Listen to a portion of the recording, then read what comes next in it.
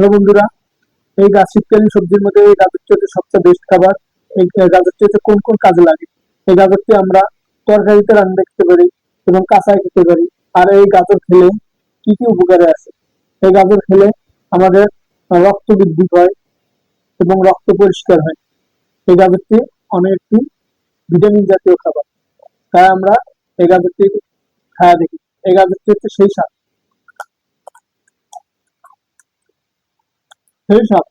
সেই সাপ বন্ধুরা, আপনারা সবাই শীতকালীন সবজি খাবেন। থ্যাংক ইউ সবাইকে, ধন্যবাদ। সেই সাপ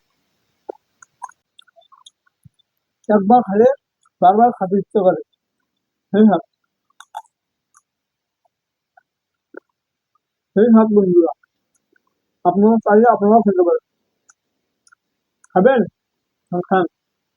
হ্যাঁ, খেতে পারেন। খাবেন আপনারা? হ্যাঁ, খান। সেই সাপ। থ্যাংক ইউ সবাইকে, ধন্যবাদ।